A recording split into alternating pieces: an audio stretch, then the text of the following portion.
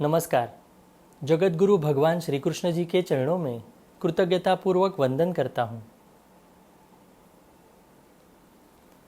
सनातन संस्था एवं हिंदू जनजागृति समिति की ओर से धर्म संवाद के इस विशेष कार्यक्रम में मैं कार्तिक सालुंके आप सभी का हार्दिक स्वागत करता हूँ। बंधुओं, हमने पिछले कुछ दिनों से इन कम्युनिस्टों द्वारा, सेक्युलरवादियों द्वारा हमारे इतिहास का किस प्रकार से विकृतीकरण किया है, ये हमने जानकर लिया। भगवाकरण करते हैं, ऐसे एक उन्होंने डिंडोरा पीटने का प्रयास किया जब हम हमारे इतिहास में हमारे राष्ट्र पुरुषों का और क्रांतिकारकों के बारे में हमने जानकारी देने का प्रयास किया था। तो इनका ये षड्यंत्र कैसा है, ये छलावा किस प्रकार से करते हैं, ये सत्य परिस्थिति और इतिहास का विकृतीकरण ये किस प्रकार से कर रहे हैं ये कम्युनिस्ट, ये सेक्युलरवादी, ये आज हम इस धर्म संवाद के माध्यम से समझ कर लेने वाले हैं। हमारे साथ हिंदू जनजागृति समिति के राष्ट्रीय मार्गदर्शक सद्गुरु डॉक्टर चारुदत्त पिंगले जी उपस्थित हैं। नमस्कार सद्गुरु डॉक्टर पिंगले जी। नमस्कार कार्तिक जी। सद्गुरु डॉक्टर पिंगले जी, आपने हमें इन वामपंथियों की सच्चाई बताई, ये कम्युनिस्टवादी, ये सेक्युलरवादी किस प्रकार से दुष्प्रचार कर रहे हैं हमारे देश में, और स्वतंत्रता के उपरांत उन्होंने कैसे हमारा इतिहास ही पूरा बदलने का एक प्रयास किया गया है। तो आज मैं आपसे ये पूछना चाहता हूँ कि आज बहुत बार देखा जाता है कि हमारे देश में इन कम्युनिस्टवादी, सेक्युलरवादी इतिहासकारों ने एक प्रकार से पूरा विकृत कर दिया है हमारा इतिहास। इन्होंने भारतीय राष्ट्रीयता का प्रतीक के स्वरूप में अकबर हो या फिर औरंगजेब हो या फिर टीपू सुल्तान हो, इनका महिमा मंडन किया है। ये वही अकबर है जिसने बहुत बड़ी मात्रा में हिंदुओं के कत्ल किए। इन लोगों ने, ये जो बाहर से आए हुए आक्रामक थे, इन्होंने हमारे मंदिर तोड़े, यहाँ पर इतिहास महिलाओं की आबरू लूटी और इसी के साथ जिजिया कर हम पर लगाया। इस प्रकार से ये कार्य करने वाले लोग आज हमारे भारतीय राष्ट्रीयता के प्रतीक इस स्वरूप में उनको दिखाया जा रहा है। परंतु आज हमारे ही देश में जो हमारे राष्ट्र पुरुष रह चुके हैं, छत्रपति शिवाजी महाराज, जिन्होंने हिंदवी स्वराज्य की स्थापना की, तो उसके बारे में कुछ ये बोलते नहीं हैं। इसके बारे में विकृत इतिहास बताया जा रहा है। चाहे वो घास की रोटी खाने वाले हमारे महाराणा प्रताप हो, इनका इतिहास नहीं आता है, या फिर रानी दुर्गावती हो या रानी चेन्नम्मा हो, तो इन्होंने किस प्रकार से स्वतंत्रता संग्राम में सहभाग लिया था और उन्होंने एक बहुत बड़ा व्यापक कार्य किया था। इसको भारतीय राष्ट्रीयता का प्रतीक न बताते हुए कहीं ना कहीं अकबर हो, टीपू सुल्तान हो, इनका महिमा मंडन किया जा रहा है। तो वास्तविकता क्या है, इसमें सच्चाई क्या है, किस प्रकार से ये विकृतीकरण हो रहा है, तो ये आज आप हमारे दर्शकों को बताएं। कार्तिक जी, आज आपने ये जो प्रश्न पूछा है, ये अत्यंत एक मूलभूत प्रश्न है, ऐसे मुझे लगता है। क्योंकि वैश्विक परिप्रेक्ष्य में जब हम देखते हैं तो इन वामपंथी विचारधारा का जहाँ से उदय हुआ है, उन राष्ट्रों में भी अगर हम देखते हैं तो वहाँ के देश स्वतंत्र होने के बाद उन्होंने आक्रांताओं के जो भी कुछ देश के तथ्य है तो उसको उखाड़ कर फेंक कर उन्होंने एक स्वराज्य यानी एक स्वयं की गौरवशाली परंपराओं को स्थापित करने का प्रयास किया था। इतना ही नहीं तो ये वामपंथी विचारधारा जब रशिया और यहाँ पर उसके बारे में एक क्रांति हुई तो उन्होंने लेनिन को पुतले को हथौड़े से मार मार कर हटाकर उन्होंने ये लेनिन और कम्युनिज्म को नष्ट करके उन्होंने नई राज्य व्यवस्था स्थापन किया था। और विश्व का कोई इतिहास ऐसा नहीं है कि जो अपने ऊपर आक्रमण करने वाला या जिसकी वो देश ने गुलामी किया तो वो आक्रांताओं का महिमा मंडन करने वाला इतिहास बताता हो या वो और आक्रांताओं के कोई नाम अपने रास्ते या भवन को कोई देता हो। मगर आज भारत की स्थिति ऐसी एकदम दुनिया के विपरीत है।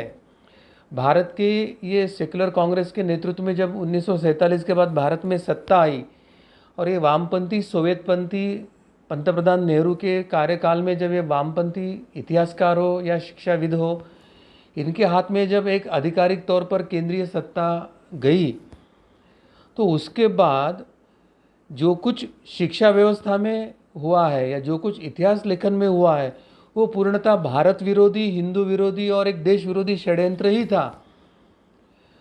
हमारे भारत के इतिहास में भारतीय क्रांतिकारी, भारतीय स्वतंत्रता के लड़ने के लिए जो कार्य किए उनका इतिहास नहीं, 1000 वर्ष जिन्होंने मुगलों के विरुद्ध संघर्ष किया, 200 वर्ष 800 वर्ष मुगलों के विरुद्ध संघर्ष जिसने किया, 200 वर्ष अंग्रेज़ों के विरुद्ध जिन्होंने संघर्ष किया, और 1000 वर्ष के आक्रांताओं के इतिहास में तात्कालिक गुलामी पत्कारते हुए संघर्ष करके वापस 1947 में जब स्वतंत्रता प्राप्त किया, तो हमारे इस देश में राष्ट्रीय प्रतिमान, राष्ट्रीय प्रतीक किसको स्थापित करना चाहिए, इसके बारे में निर्णय होना आवश्यक था।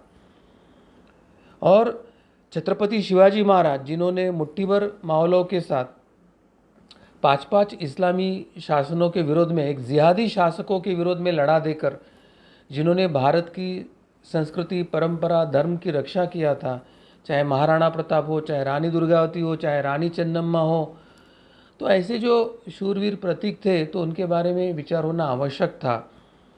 परंतु आज हम देख रहे हैं कि इस वामपंथी इतिहासकारों ने पूर्ण भारत का जो सत्य इतिहास है उसको बदल दिया और एक झूठा और सफ़ेद झूठा ऐसा एक नया काल्पनिक कथानक रचने का प्रयास किया, जिसको इतिहास करके वो भारतीय विद्यार्थियों को, भारतीय नागरिकों को सिखा रहे, जिसका कोई उपयोग भारत के दृष्टि से नहीं। क्योंकि अगर जिस समाज को अपना इतिहास पता नहीं रहता है, वो समाज का भविष्य अंधकार में रहता है। जिस राष्ट्र को अपना इतिहास पता नहीं रहता है, वो राष्ट्र का भविष्य अंधकार में रहता है।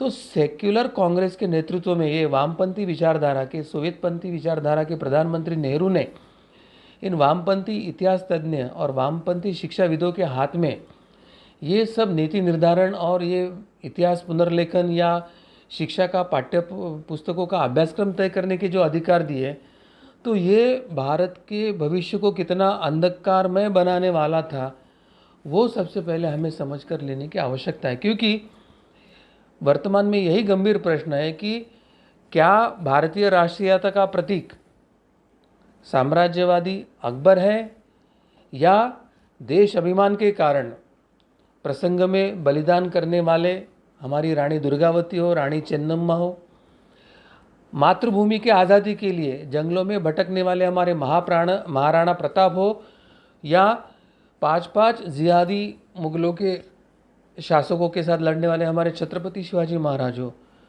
कौन हो गए हमारे राष्ट्रीय प्रतीक? किसको हमने राष्ट्रीय प्रतिमान मानना चाहिए? इतिहास में महिमा मंडन किसका होने चाहिए? क्या भारत का राष्ट्रीय पुरुष अकबर हो सकता है? जिस अकबर ने छल कपट किया तथा आक्रमण कर अन्यों की भूमि हड़पी है, यानी दूसरे की भूमि पर जबरन कब्जा किया है, भूमि जीत लेने के उसके मन पर एक पागलपन सवार था, या एक हेमू जैसा साहसी व्यक्ति जिसने भारत की स्वतंत्रता की रक्षा के लिए विदेशी शासन को देश से उखाड़ कर फेंकने का प्रयास किया था, कौन होगा हमारा राष्ट्रीय प्रतिमान? अकबर या हेमू? क्या राष्ट्र के युवा पीढ़ी के लिए प्रेरक चित्तौड़ में आक्रमण करके 30,000 हिंदुओं का नरसंहार करने वाला अकबर हो सकता है, या इस जिहादी आक्रांताओं का विरोध करके अपना जीवन आखिरी क्षण तक संघर्ष में बिताने वाला, जिन्होंने वन में रहते हुए सेना गठित किया, समय आने पर उन्होंने घास की रोटी खाई, उन्होंने आक्रांत मुगलों से लड़ना स्वीकार किया परंतु हार नहीं स्वीकार किया, ऐसा गौरवशाली राणा प्रताप हमारा राष्ट्रीय प्रतिमान होना चाहिए या अकबर होना चाहिए? वस्तुतः शासक का मूल्यांकन राष्ट्र के जीवन मूल्यों के लिए किए गए उसके प्रयत्नों के रूप में आंकना चाहिए। इस दृष्टि से भारत के इतिहास में महाराणा प्रताप का नाम सदैव प्रेरक रहा है, और अकबर तो किस गली में खसखस इस तरह से वो उसका नाम है, उसका हम किसी गौरवशाली इतिहास में ले ही नहीं सकते हैं। अंग्रेजी दास्ता से मुक्ति दिलाने के लिए हमारे जिन क्रांतिवीरों ने संघर्ष किया था, जिन्होंने अपना धन, अपना घर बार, अपना परिवार, अपनी जान न्यौछावर किया था, ऐसे क्रांतिकारियों के जो प्रेरणा स्थान थे वो महाराणा प्रताप और छत्रपति शिवाजी महाराज थे। इनके नाम के जादू ने उनको अंग्रेज़ों की दास्तां उखाड़ कर फेंकने के लिए, एक संघर्ष करने की प्रेरणा देने के लिए एक जादू के जैसा काम किया था। इन दोनों के बाद औरंगज़ेब ने भी भारत को दारुल हरब से दारुल इस्लाम बनाने के घिनौना प्रयास किया था। यानी अगर गैर मुस्लिमों का शासन है तो गैर मुस्लिमों का शासन उखाड़कर, काफिरों को मारकर या उसको इस्लाम में कन्वर्ट करके, और जो कन्वर्ट नहीं होंगे उन पर जिजिया लगाकर एक दारुल इस्लाम यानी इस्लाम की हुकूमियत भारत में स्थापित करने का घिनौना प्रयत्न किया था। उसी औरंगज़ेब के शासन में गुरु तेग बहादुर का बलिदान हुआ था और गुरु गोविंद सिंह के चारों पुत्रों का भी बलिदान हुआ था। और इसके बावजूद भी चाटुकार मुस्लिम तथा चाटुकार सेकुलर और वामपंथी इतिहासकारों ने औरंगज़ेब को जिंदा पीर का किताब दिया है, उसको गौरवान्वित किया है, उसका महिमा मंडन किया है। अब यह पुनः वही प्रश्न है कि क्या औरंगज़ेब भारत का राष्ट्रीय महापुरुष हो सकता है, या छत्रपति शिवाजी महाराज और गुरु गोविंद सिंह ये हमारे राष्ट्र के महापुरुष हो सकते हैं? कौन हो सकता है? इसका विचार आपको भी करना है। वामपंथी इतिहासकार औरंगज़ेब की तुलना में छत्रपति शिवाजी को राष्ट्रीय मानने को तैयार नहीं है। और यहाँ अगर हम देखते हैं तो वैश्विक परिप्रेक्ष्य में सभी देशों में उनके मिलिट्री को छत्रपति शिवाजी महाराज का चरित्र और छत्रपति शिवाजी महाराज का युद्ध नीति को सिखाया जाता है, और कैसे कम मानवीय साधन संपत्ति में, कम आर्थिक क्षमता में, कम सामरिक उपलब्धता में शत्रु से लड़कर स्वराज्य की रक्षा कैसे करनी चाहिए, उसका एक आदर्श सब देश अपने मिलिट्री को सिखाते हैं। और एक भी देश में औरंगज़ेब का ना तो गुणगान होता है, ना तो उसकी कोई नीति के बारे में चर्चा होती है, ना उसको आदर्श करके लिया जाता है।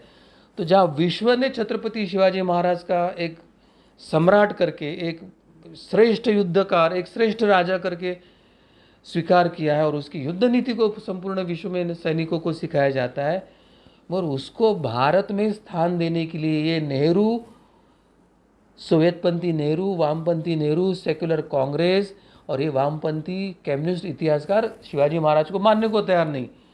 नेहरू एक तरफ कहते हैं कि शिवाजी लुटेरा था, तो वामपंथी तो उससे आगे 2 कदम जाके उनको राष्ट्रीय प्रतीक मानने को ही तैयार नहीं है। तो ये कौन सा इतिहास भारत को सिखा रहे हैं? ये कौन सा सफ़ेद झूठ और काल्पनिक बातें, मनगढ़ंत बातें भारत को सिखा रहे हैं और भारत का भविष्य अंधकारमय कर रहे हैं? तो इन सब बातों की जांच होकर इसको जो जिम्मेदार लोग हैं, चाहे वो पॉलिटिकल पार्टी हो, पॉलिटिकल पार्टी के नेता हो, शिक्षाविद हो, कोई इतिहासकार हो, उनको चिन्हित करके दंडित करने की आवश्यकता है। और इसकी जिम्मेदारी सर्वथा हमारे सरकार पर जाती है। छत्रपति शिवाजी महाराज जी ने जो स्थापित किया हुआ मराठा साम्राज्य है, वो एक समय पर आज के अफगानिस्तान में जो है वो अटक से लेके तो हमारी पूर्व दिशा में जो सीमावर्ती ओडिशा प्रांत है वहाँ तक जो कटक है वहाँ तक विस्तारित था, और दक्षिण में नीचे तमिलनाडु के जिंजी या तंजावर तक के वो विस्तारित हुआ था। तो उनके संघर्ष को देश के साथ जोड़ने में इन वामपंथी इतिहासकार या ये सेक्युलर और वामपंथी राज्यकर्ता है उनको लज्जा आती है। जबकि सर यदुनाथ सरकार जैसे विश्वविख्यात इतिहासकारों का कथन है कि शिवाजी जैसा सच्चा नेता संपूर्ण मानव जाति के लिए एक अद्वितीय देन है। शिवाजी महाराज यह केवल महाराष्ट्र नहीं, भारत नहीं तो विश्व का उस शताब्दी का सर्वश्रेष्ठ एक राष्ट्र पुरुष, कीर्ति पुरुष है, यह समझकर लेने की आवश्यकता है। छत्रपति शिवाजी महाराज का लक्ष्य भारत भूमि से विदेशी साम्राज्य को नष्ट करना था, परंतु उन्हें भी सेक्युलर बताने के लिए आज एक बड़ा झूठ इन वामपंथी इतिहासकारों से, इस सेक्युलर राज्यकर्ता और पॉलिटिकल पार्टी से प्रचारित किया जा रहा है कि छत्रपति शिवाजी महाराज के सेना में अधिकांश मुसलमान ही थे। जिस तरह से वामपंथी इतिहासकार सत्य इतिहास को दबाकर एक झूठा सफ़ेद झूठ, एक काल्पनिक कथा इतिहास के नाम पर भारतीय शिक्षा पद्धति में अभ्यासक्रम में पढ़ा रहे हैं, उसी तरह से जब छत्रपति शिवाजी महाराज जी के समय में जब ये सेकुलरिज्म एक संकल्पना ही नहीं थी वहाँ पर, तो छत्रपति को जानबूझकर सेकुलर घोषित करने के दृष्टि से उन्होंने होड़ लगाई है।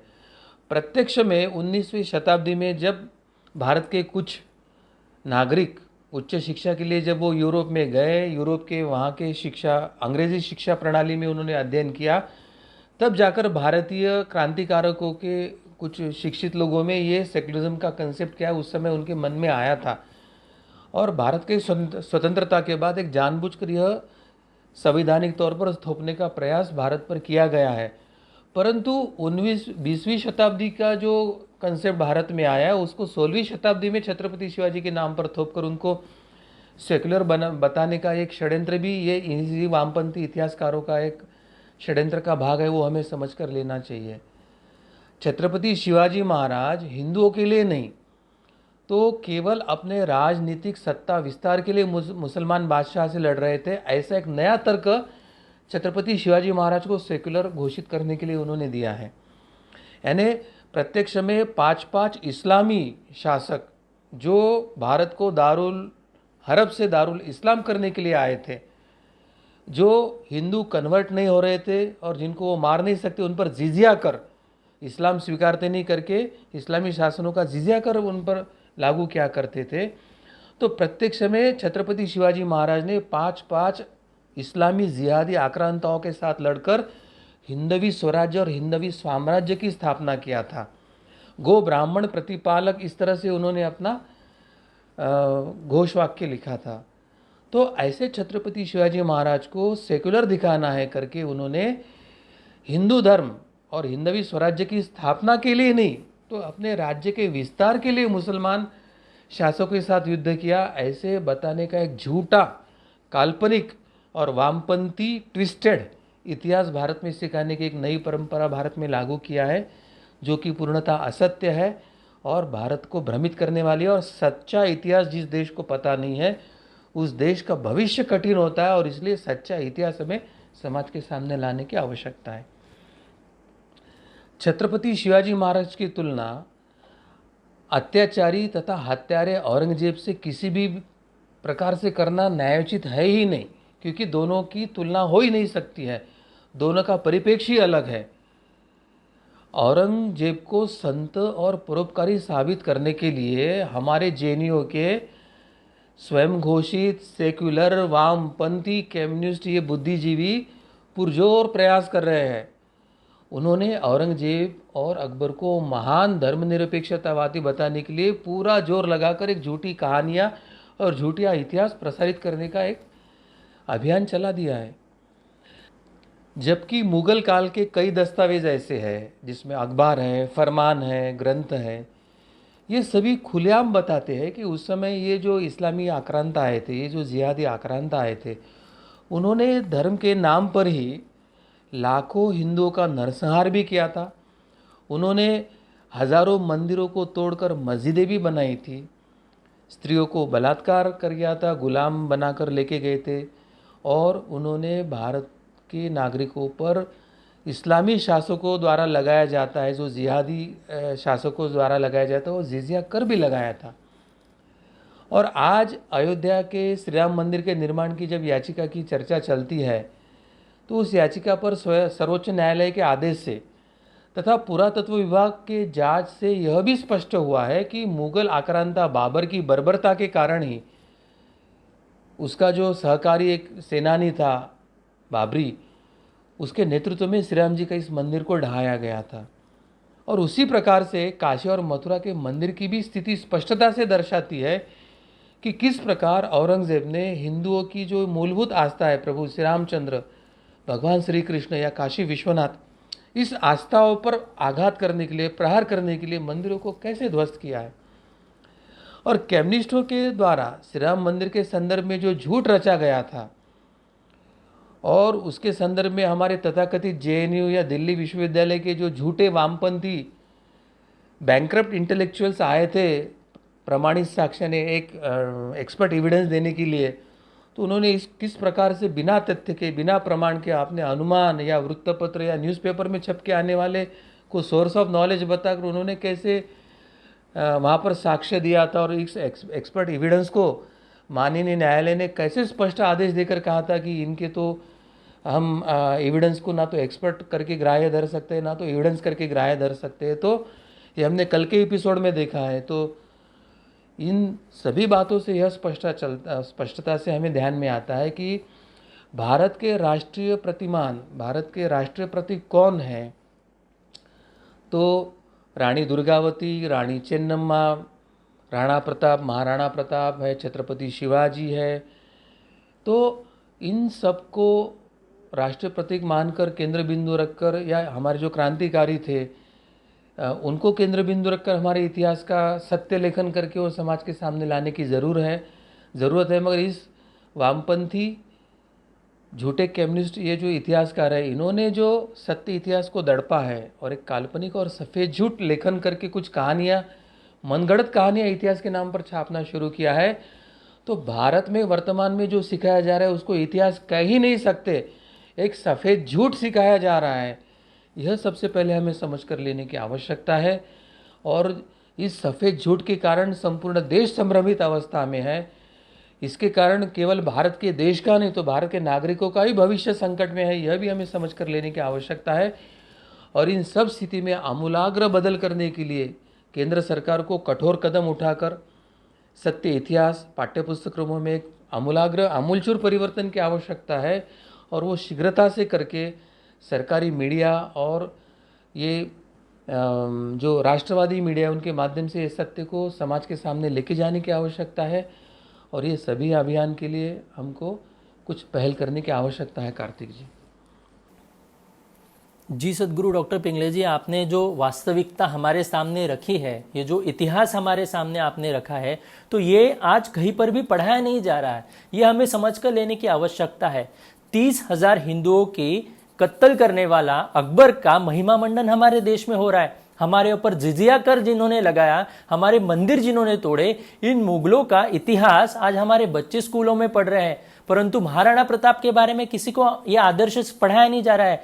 छत्रपति शिवाजी महाराज, जिन्होंने केवल मुट्ठी भर लोगों को लेकर आज हिंदवी स्वराज्य की उन्होंने स्थापना की थी, और अटक से लेकर जो आज के अफगानिस्तान में है, वहां से लेकर तो कटक तक जिनका साम्राज्य फैला हुआ था, इनके बारे में आज कहीं पर भी कुछ सिखाया नहीं जा रहा है। तो ये इनका षड्यंत्र कैसे है? रानी दुर्गावती हो, रानी चेन्नम्मा हो, हमारे देश के क्रांतिकारक हो, जो स्वतंत्रता संग्राम में जो लड़े थे, ऐसे भगत सिंह हो, राजगुरु सुखदेव, इनको आतंकवादी बताने का एक घिनौना प्रयास ये कम्युनिस्ट लोग कर रहे हैं, ये कम्युनिस्ट इतिहासकार कर रहे हैं, और इन्होंने हमारा इतिहास विकृत करने का एक घिनौना प्रयास किया है। ये सत्य बातें हमें समझकर अभी हमें पुनः हमारा जो इतिहास है, वो इतिहास हमें समाज के सामने लाना होगा। यह पराक्रमी इतिहास जब हम हमारे बच्चों को बताएंगे तो उनके मन में भी एक स्वाभिमान निर्माण होगा कि हमारा हिंदुओं का कितना गौरवशाली इतिहास था। तो ये हम सभी इसके लिए एकत्रित होकर हम प्रयास करेंगे। आप भी हिंदू जनजागृति समिति के साथ जुड़कर एकत्रित रूप से हम ये कार्य कर सकते हैं। यदि आपको इस कार्य में सहभाग लेना है तो आप अवश्य आपका नाम, आपका संपर्क क्रमांक एवं अपने जिले का नाम आप चैट बॉक्स में लिखकर दे सकते हैं। हम निश्चित रूप से आपसे संपर्क करने का प्रयास करेंगे। सद्गुरु डॉक्टर पिंगले जी, इतिहास समझना इतना आवश्यक क्यों है? इतिहास में सत्य क्यों नहीं लिखा जाता? इन कम्युनिस्टों ने लिखा इतिहास बदलना आवश्यक क्यों है अभी की स्थिति में? तो ये भी आप हमारे दर्शकों को बताएं।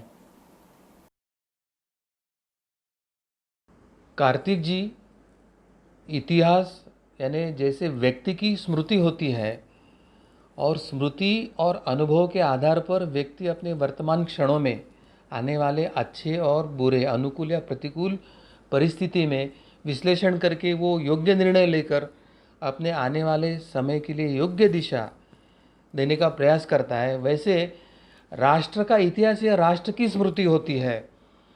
राष्ट्र की स्मृति में राष्ट्र के अच्छे बुरे अनुभव होते हैं, और उस अनुभव के आधार पर राष्ट्र, राज्यकर्ता और राष्ट्र के नागरिक सीखकर अपने राष्ट्र के उज्जवल भविष्य के लिए वर्तमान में जो अनुकूल या प्रतिकूल परिस्थिति आ रही है या जो संकट आ रहे हैं उसके बारे में योग्य निर्णय लेने की क्षमता इस इतिहास और अनुभव के आधार पर ही होती है। और इसलिए सबसे पहले इतिहास हर व्यक्ति को और राष्ट्र के सभी लोगों को, राज्यकर्ताओं को, प्रशासन को मालूम होना चाहिए, ये आवश्यक है। और वो सत्य इतिहास मालूम होना चाहिए, वो सफ़ेद झूठ जो पढ़ाया जा रहा है उसमें कोई योगदान नहीं है। ये सबसे पहले हमें समझकर लेने की आवश्यकता है। और इतिहास में सत्य क्यों नहीं लिखा जाता है, तो हमारे पूर्वीय दर्शन या सनातन हिंदू परंपरा में सत्य यह एक पुरुषार्थ है। सत्य को जानना, सत्य को स्वीकारना और सत्य को स्वीकार करके जीवन यापन करना, उसके लिए बहुत ऊर्जा और बहुत धैर्य की आवश्यकता होती है। अहरे गहरे कोई व्यक्ति सत्य स्वीकारने के लिए सक्षम नहीं होते और सत्य लिखने के लिए भी सक्षम नहीं होते हैं। और कम्युनिस्टों ने ये झूठे सेक्युलर वामपंथी या ये झूठे इतिहासकार है, इन्होंने इतिहास झूठा क्यों लिखा, तो उसकी कारण मीमांसा भी हम अभी जान कर लेंगे। तो मूलतः अगर भाषा शास्त्र के दृष्टि से हम देखते हैं तो इतिहास का जो शब्द है वो इति, ह और आस, इन शब्दों के विग्रह से बनता है। अर्थात निश्चित रूप से इस प्रकार से इतिहास शब्द की व्युत्पत्ति हुई है। इतिहास जानने से इतिहास की गलतियों को चिंतन मनन करके उसे आने वाले समय में, भविष्य में सुधारे जा सकते हैं और इसके लिए इतिहास का अध्ययन भी आवश्यक होता है। इतिहास के आदर्श महापुरुषों के मार्ग पर चलकर वर्तमान पीढ़ी अपने व्यक्तिगत और राष्ट्रीय समाज जीवन में एक यश प्राप्त करने की क्षमता वो रखते हैं। जाज्वल्य इतिहास के द्वारा ही अपने राष्ट्रीयता की जो भावना है, उस भावना में हम गौरव अनुभव कर सकते हैं और राष्ट्र में एकता की और सुरक्षाता की भावना हम निर्माण भी कर सकते हैं। आक्रांताओं के, जिहादियों की गुलामी से मुक्त होने की इच्छा मन में निर्माण होने के लिए भी हमको इतिहास की आवश्यकता होती है और इतिहास का पढ़ना, इतिहास का स्मरण रखना, इसी के लिए हमें आवश्यक होता है। इतिहास यह प्राचीन काल से वर्तमान काल के मध्य में एक ऐसे सेतु का, एक ऐसे धागे का काम करता है जिससे प्राचीन काल के सर्वोच्च आदर्श जो थे वो हमें वर्तमान काल में भी सहायक और दिशादर्शक होते हैं। इतिहास के कारण ही कालक्रम में जो लुप्त हुए जो सभ्यताएं हैं या जो कौशल्य है, जो वीरता है, कला है, जो वास्तु है, शिल्प है या जो कुछ साहित्य है, इन सभी के कारण, अपने पुरखों और पूर्वजों के एक गौरवशाली स्मरण के कारण आने वाली भावी पीढ़ियों को एक प्रोत्साहन मिलता है और वो उनको एक उत्कर्ष और आगे जाने के लिए एक दिशा मिलती है। आज यदि प्राचीन इतिहास हमारे पास नहीं होता तो यह श्री राम मंदिर, यह हमारी आस्था है। भगवान श्री राम का जन्म यही हुआ है और यह वर्तमान ये अंग्रेज़ों के कानूनी दावपेच में सिद्ध करके उस जगह श्री राम मंदिर का निर्माण करना एक अत्यंत कठिन बात हो सकती थी, परंतु हमारे पास प्राचीन इतिहास होने के कारण आज हम इस पूरा तरह से अंग्रेज़ी कानूनों का तथा अंग्रेज़ी वामपंथी इतिहासकारों ने जो एक षड्यंत्र रचा था उस सब का पर्दाफाश करते हुए अपने प्रभु श्री रामचंद्र जी के जन्मभूमि पर ही हम श्री राम मंदिर निर्माण करने के लिए सहज सुलभ हो पाए हैं। और इन अनेक कारणों से हमें इतिहास निरंतर समझना आवश्यक होता है, परंतु प्रत्येक काल में सत्य इतिहास ही लोगों तक पहुँचे यह संभव नहीं हो रहा है। और इसी का कारण है कि पिछले ये अताताई आक्रांता जिहादी लोगों का एक आक्रमण का इतिहास जब से शुरू हुआ है तो इस आक्रांताओं ने एक नई इसमें पहल की है। जो युद्ध में जीतता है तो वो स्वयं को गौरवान्वित करने वाला इतिहास लिखता है और अपना गौरव करते समय वो दूसरे पक्ष को अपमानित करने का इतिहास लिखने की इच्छा रखता है।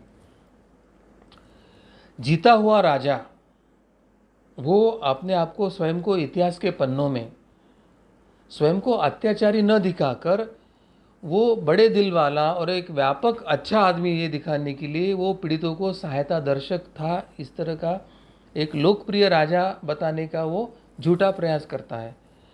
और इसी कारण इतिहास उसके व्याख्या के अनुसार तटस्थता से, सत्यता से न लिखा जाकर वो जीतने वालों के पक्ष में, जीतने वालों का महिमा मंडन करने वाला लिखा जाने लगा है तथा हारे हुए के संदर्भ में भला ही उनका इतिहास गौरवशाली है, मानवतावादी है, उच्च मूल्यों पर आधारित है, उच्च नीति मूल्यों पर आधारित है, फिर भी उनको गलत बताने के लिए लिखा जाने लगा है।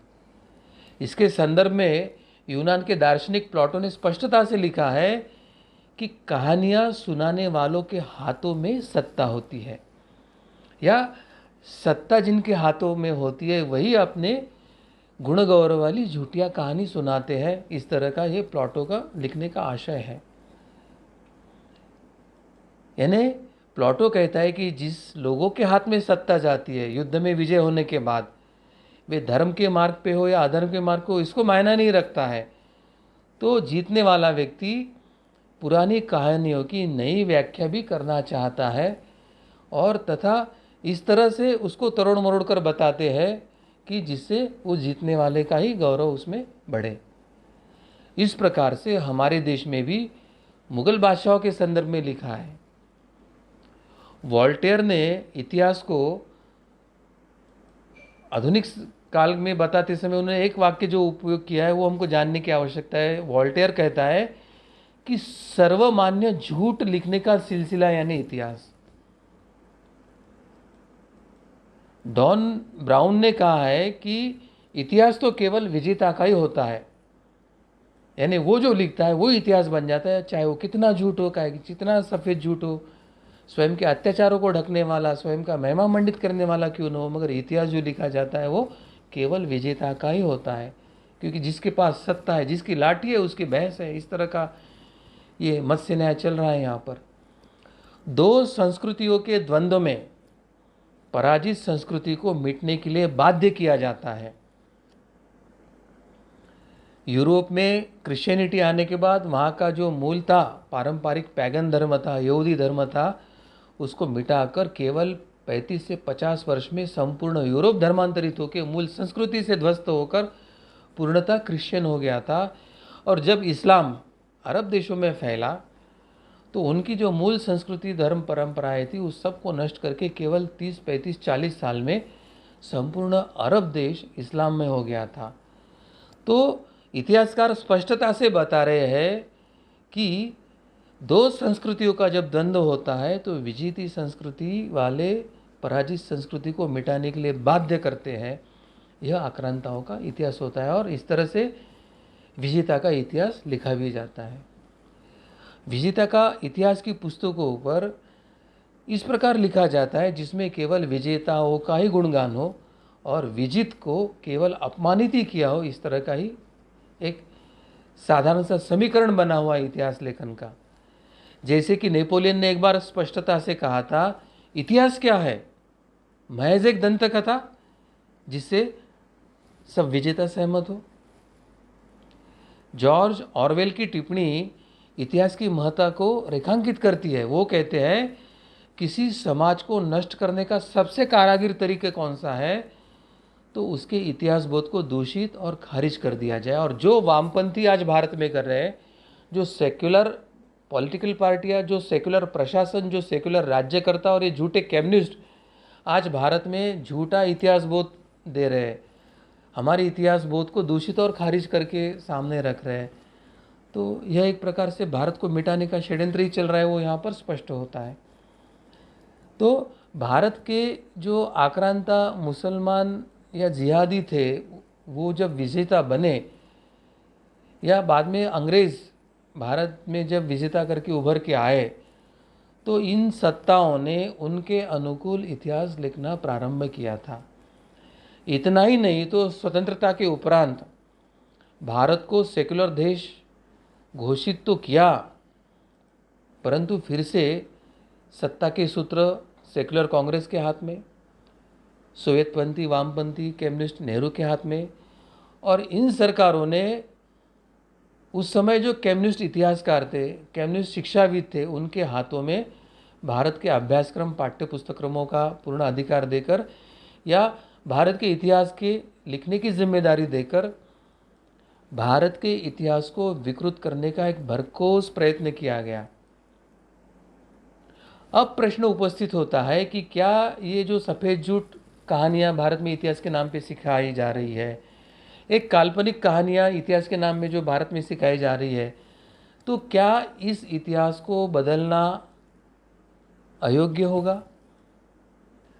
इतिहास का मतलब है जो कुछ घटित हुआ उसका लेखन यानी इतिहास, और वो सत्य ही हो सकता है। और इतिहास का सत्य निकाल कर तरोड़ मरोड़ कर कुछ लिखा जाता है, वो इतिहास नहीं, वो सफ़ेद झूठ है। और वामपंथियों ने इतना तरोड़ मरोड़ किया है, हमने देखा है। प्रोफेसर नूरुल हसन, ये कम्युनिस्ट पार्टी के साथ जब इंदिरा गांधी का टाइप हुआ था अपनी सत्ता को रखने के लिए, और जब नूरुल हसन को शिक्षा मंत्री बनाया था, तो उसने स्पष्टता से अलीगढ़ में कहा था, या उन्होंने एक धोरण घोषित किया था कि जिस इतिहास के कारण भारत के राष्ट्रीय अखंडता में बाधा आएगी और जिसमें किसी की धार्मिक भावना दुखाएंगे, वो इतिहास हम हटा देंगे। अब यहाँ से स्पष्ट होता है कि भारतीय अखंडता में बाधा क्या उत्पन्न करेंगी, तो ये जिहादी आक्रांता मुसलमानों ने हिंदुओं पर अत्याचार किए थे, और हिंदुओं को अगर ये अत्याचार हुए ये पता चल गया, हिंदू अगर जागरूक हो गए और उन्होंने इस आक्रांताओं का विरोध किया,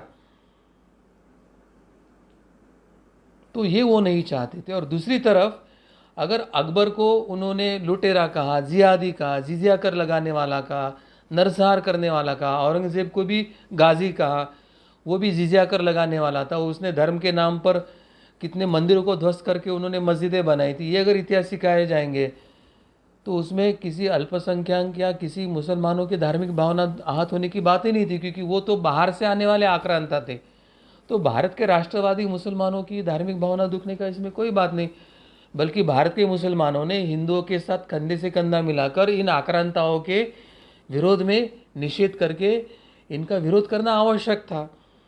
परंतु इस्लाम का महिमा मंडन करना, इस्लाम का जिहादी स्वरूप भारत में स्पष्ट ना हो, वामपंथियों का गुलग में, या चाहे वो स्टालिन के इसमें जो उसने नरसंहार किया था 10 लाख कम्युनिस्ट पार्टी के कार्यकर्ताओं का, उनका रक्तरंजित इतिहास भारत के सामने ना आए, इस्लाम का लुभावना चेहरा भारत के सबके सामने आए, वामपंथियों का लुभावना चेहरा भारत के सामने आए, इस प्रकार से झूठा एक इतिहास लेखन करके जो सामने लिखा गया है, तो इसके लिए जो जिम्मेदार शिक्षा मंत्री है या प्रधानमंत्री है, उनके भी हेतुओं का जांच करके उनके बारे में भी कुछ ना कुछ ठोस कार्रवाई करने की आवश्यकता है, ऐसे लगता है। तो क्या भारत में एक कम्युनिस्ट वामपंथी विचारधारा जो कहेगी केवल उसी को इतिहास मानना चाहिए? क्या स्वतंत्रता के उपरांत हमें अपने सत्य इतिहास को समझकर अपनी भूतकाल में हुई गलतियों को भविष्य सुधारने के दृष्टि से गलतियों को सुधारने का अवसर नहीं मिलना चाहिए? यह सब करने का प्रयास करने पर ये जो कम्युनिस्ट है या सेकुलर विचारधारा का ये जो गिरोह है, ये टोली है, वे तुरंत ऐसा चिल्लाना शुरू कर देते हैं कि शिक्षा का भगवाकरण कर रही है, शिक्षा का भगवाकरण कर रहे हैं, और यह आरोप करके आंदोलन भी प्रारंभ कर देते हैं। शिक्षा का भगवाकरण कुछ तो गलत है या सत्य इतिहास बताना कुछ तो गलत है, ऐसा वो समाज पर अंकित करना चाहते हैं। मगर जहाँ शिक्षा का इस्लामीकरण उन्होंने स्वीकारा है और सरकारी स्कूलों में सरकारी खर्चे से इस्लाम की शिक्षा देने के लिए उन्होंने कबूल किया है, सरकारी स्कूलों में सरकारी शिक्षा से क्रिश्चियन बाइबल की शिक्षा देने के लिए उन्होंने कबूल किया है, तो एक तरफ से उन्होंने शिक्षा का इस्लामीकरण स्वीकार किया है, शिक्षा का ख्रिस्तीकरण या क्रिश्चनाइजेशन स्वीकारा है, तो फिर इन वामपंथी टोली को शिक्षा का भगवाकरण होने में आक्षेप क्या है? और मूलतः यह भगवाकरण ऐसी कोई बात नहीं है, तो वो सत्य इतिहास है। जिहादी आक्रांता मुगलों का सत्य इतिहास है। जिहादी आक्रांता मुगलों का या ये क्रिश्चियन मिशनरी जो अंग्रेज़ थे उनके प्रतिकार करके भारतीयों ने कैसे अपने धर्म को बचाया, अपने राष्ट्र को बचाया, इसका सत्य इतिहास था वो। तो इस सत्य इतिहास को क्यों छिपाया जा रहा है? इस सत्य को भारतीय विद्यार्थी और नागरिक और देश के लोगों को क्यों नहीं बताया जा रहा है? इसको क्यों दड़पा जा रहा है? तो इन सब षड्यंत्रों की जांच करके इनकी जिम्मेदार लोगों को चिन्हित करके उन पर कानूनी कार्रवाई करके उनको शिक्षा देने की भी एक पहल करने की आवश्यकता है। तो कार्तिक जी, ये मूलतः राष्ट्रीय और अंतर्राष्ट्रीय जो षड्यंत्र चल रहा है, ये उसका एक बहुत बड़ा हिस्सा ये चल रहा है कि भारत के हिंदू विरोध, भारत के विरोध को ये इस्लाम, क्रिश्चियन, ये वामपंथी सब एकत्रित होके बाहर तो वे आपस में लड़ रहे हैं। विश्व में इस्लाम की सत्ता स्थापित होगी या पोप की सत्ता स्थापित होगी, इसके लिए अंतर्राष्ट्रीय स्तर पर इस्लाम वर्सेस क्रिश्चियन ऐसे संघर्ष चल रहा है। और वामपंथी तीसरा गुट है जिसको उनके ही लोगों ने उखाड़ कर फेंका है। मगर ये तीनों गुट जो है वो भारत में कंधे से कंधा मिलाकर भारत विरोधी गतिविधियाँ, हिंदू विरोधी गतियाँ, सच्चा इतिहास छुपाने की गतिविधियाँ कर रहे हैं। तो इसके बारे में सरकार ने पहल करने की आवश्यकता है, इसकी जांच करने की आवश्यकता है, इसमें दोषी व्यक्ति को चिन्हित करके उन्हें दंडित करने की आवश्यकता है। हम सभी भारत के नागरिक जो राष्ट्रवादी है वो भारत सरकार से आह्वान करती है कि ये कौन सा षड्यंत्र चल रहा है कि जिसके तहत हमारा सत्य इतिहास को दड़पा जा रहा है, छिपाया जा रहा है। एक झूठा सफ़ेद झूठ कहानियों को इतिहास करके देश में पढ़ाया जा रहा है और भारत के लोगों का ही नहीं तो भारत के देश को भी, देश के भविष्य को भी एक गर्त में डालने का प्रयास हो रहा है। तो इन सब षड्यंत्रों का उजागर करके अभी हमको अपने स्वाभिमान की तरफ बढ़ने की आवश्यकता है, भारत को हिंदू राष्ट्र बनाने की तरफ बढ़ने की आवश्यकता है, भारत को विश्वगुरु बनाने की प्रक्रिया में लगने की आवश्यकता है। और ये प्रक्रिया हम जब ज्ञान शक्ति के आधार पर जागरूक होंगे, मानसिक, बौद्धिक और कानूनी इनका प्रतिवाद करके जब अपनी सत्य बात समाज, न्याय व्यवस्था, प्रशासन के सामने रखने के लिए सक्षम होंगे और उसके आधार पर एक वैचारिक, बौद्धिक, एक आध्यात्मिक परिवर्तन होगा और पुनश्च भारत हिंदू राष्ट्र और विश्वगुरु बनने की प्रक्रिया शुरू हो जाएंगी। तो उसी से यह साध्य होगा ऐसे लगता है। मैं प्रभु श्री रामचंद्र और भगवान श्री कृष्ण जी के चरणों में तथा जो अवतारी संत इस समय हिंदू राष्ट्र की स्थापना के कार्य के लिए जिन्होंने बीड़ा उठाया है, ऐसे सभी के चरणों में मैं साष्टांग दंडवत करते हुए प्रार्थना करता हूँ कि आप हमें शक्ति, बुद्धि, बल दीजिए। हमारे तरफ से यह वैचारिक, बौद्धिक और एक आध्यात्मिक परिप्रेक्ष्य में समाज को शिक्षित करके उनको परिवर्तन करके भारत को पुनश्च हिंदू राष्ट्र और आध्यात्मिक दृष्टि से विश्वगुरु बनाने के लिए जो आप कार्य करें उसमें हमारी सेवा आप समर्पित कर ले। इसी प्रार्थना के साथ मैं अपने वाणी को यहीं विराम देता हूँ। आप सभी को नमस्कार।